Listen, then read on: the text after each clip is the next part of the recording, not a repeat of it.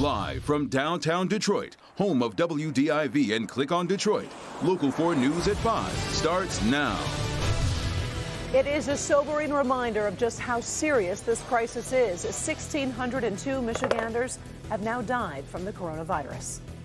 But we want to begin with a weather and a wind advisory in effect right now as speeds are being clocked at more than 50 miles an hour. As of right now, DTE reports 8,600 customers are without power. We want to get right over to Ben for an update on where we stand right now. And Ben, with everyone home, nobody wants to lose power. Yeah, and we've been nervous about this all day, Karen and Kim, but I think we're on the downside of this. I think we've seen the worst of the winds so far this evening. The gusts have actually come down since last hour, and right now all of those are under 40 miles per hour. So if they stay there, that is really going to mitigate our potential for power outages, and that is definitely some good news. Right now, the fastest wind that we're clocking is Pontiac, which is at 39 miles per hour, and these speeds are going to continue to decrease as we get through the evening hours tonight. So by the time we get into midnight, should be around 20 miles per hour plus, and then tomorrow morning, much lighter as we walk out the door.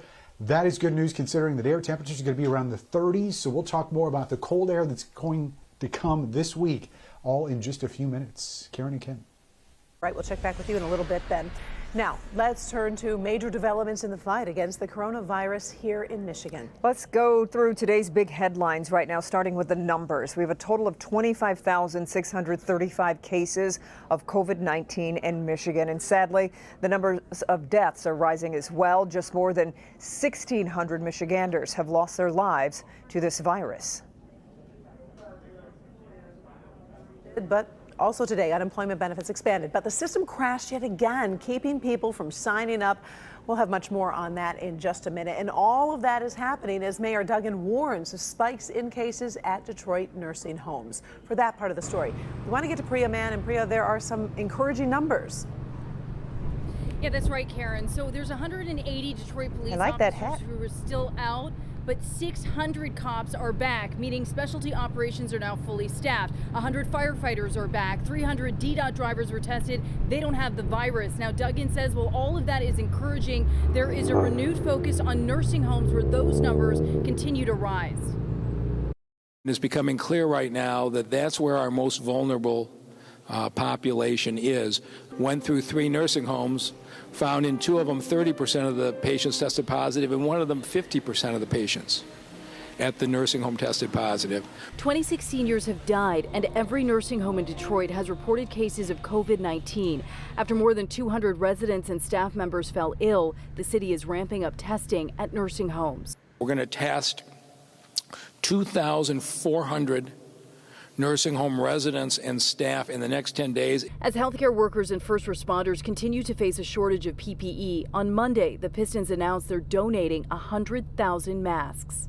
And if I might at this point, I just got a text from Tom to the mayor, and I was copied on. I'd like to read it on behalf of Tom.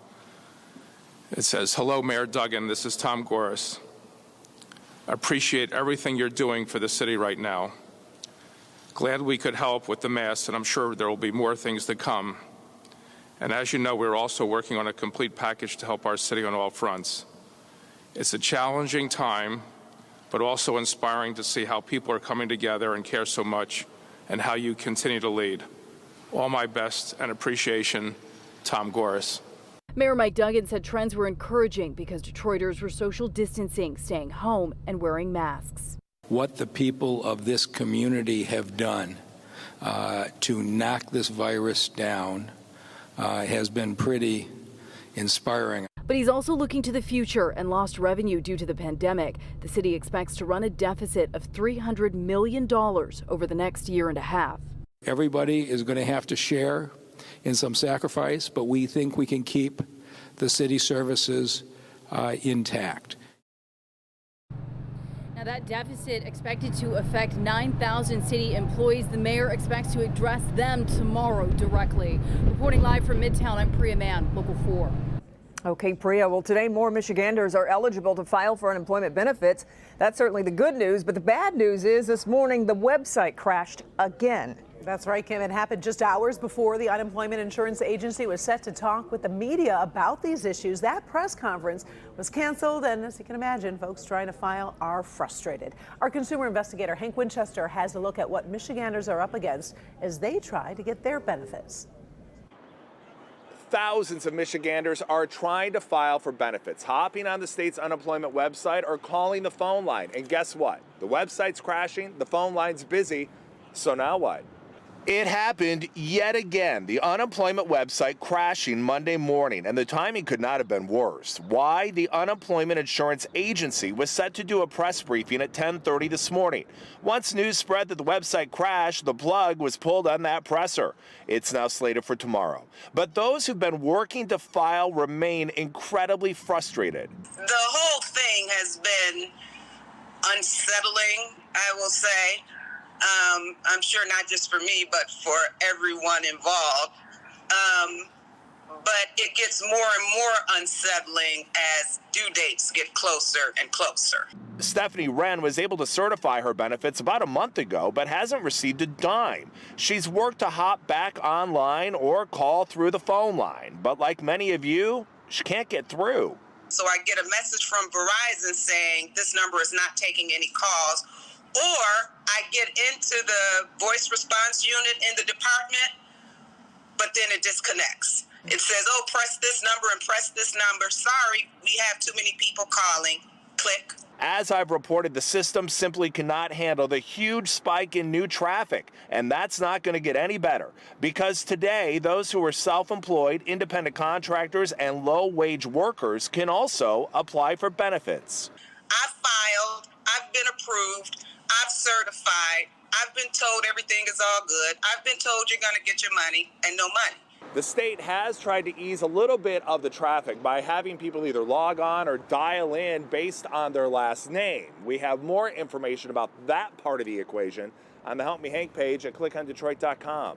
I'm Hank Winchester. Help me, Hank.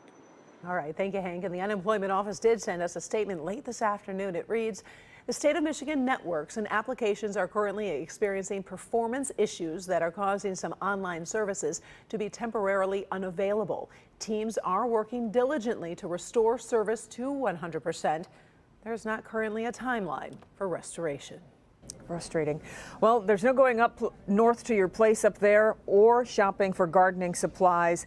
And no haircuts. Governor Whitmer's strict stay-at-home order not only grabbed all of our attention, it's also generating national headlines. Let's bring in Rod Maloney live this evening. Rod, social distancing is working, but it's coming at a very high cost.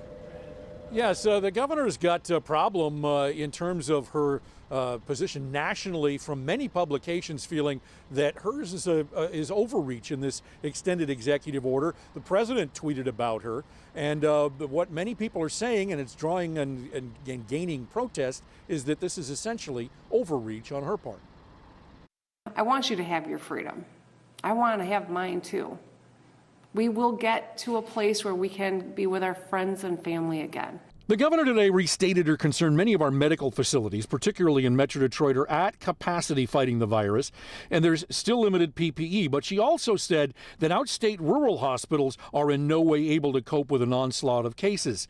Still, there are those who feel the governor's overmatched. Matt Seeley of the Conservative Coalition today told Local 4 News. Just never in my life fathomed that I would live in a place where my government told me what I could and couldn't buy at a store. It's bizarre. So concerned is he and his group, there's a planned protest on Wednesday at the Capitol, a car rally. We don't want people getting out of their vehicles. This is not going to be a protest on the lawn of the Capitol. We want to maintain the social distancing, but also just in numbers show that people are fed up. They are outraged by this order, and it's enough. I've got thick skin, and I'm always going to defend your right to free speech. So I just ask that those who are protesting these orders do so in a safe manner so that you don't get sick and you don't subject our first responders to risk either. The governor went on to say that she believes that the DeVos family is behind the Conservative Coalition, and she decried that. The Conservative Coalition, Matt told me that they're a volunteer organization, haven't taken a dime from the DeVos family. The governor's mistaken. Reporting live in West Bloomfield, Rod Maloney, Local 4. All right, Rod. Beaumont Health is launching a large new study to test for coronavirus antibodies. It will test the blood of employees, affiliates, and some inpatients to try to determine who's been exposed to the illness and what that could mean going forward. We want to find out how many people who have gotten this are completely asymptomatic. The estimates have been 25% to 50%. That's just one of the goals of this study, which will collect blood samples from employees who volunteer to participate. Once you have these antibodies, are you immune? There's been a lot of talk about using this as a way to help people get back to work. We think that's probably right. We don't know that for sure, and these sort of large tests are what's going to tell us that. Starting tomorrow, researchers will also test some inpatients from all 8 Beaumont facilities. The testing could help identify people with high antibody levels who could serve as potential plasma donors to help treat others. Researchers also hope to learn more about how the coronavirus is transmitted and how long any immunity might last. One of the biggest things we want to achieve of doing this is we want to give peace of mind to those people who are fighting on the front line of this every day, to know that maybe they have antibodies that are protecting them, to know that if they've been in and out of every room and have not developed antibodies, that what they're doing is working, that they're not being exposed to the virus and they're not getting sick. And the antibody test is not FDA approved, but the FDA has given emergency use authorization for research purposes. The Beaumont study is being supported by more than $3 million in philanthropic donations. Grocery workers say their lives are in danger. New tonight, how we can all do our part to help them stay safe on their jobs. And Ben's back as he tracks these dangerous winds blowing through Metro Detroit. When we can expect to see it die down right after the break. Even as the coronavirus death toll keeps rising in the U.S., the number of new cases appears to be leveling off, and that is leading to mounting pressure to reopen the economy. I'm Alice Barr in Washington. Coming up, I'll have the latest on that and the signs of a potential rift between President Trump and one of his top health officials.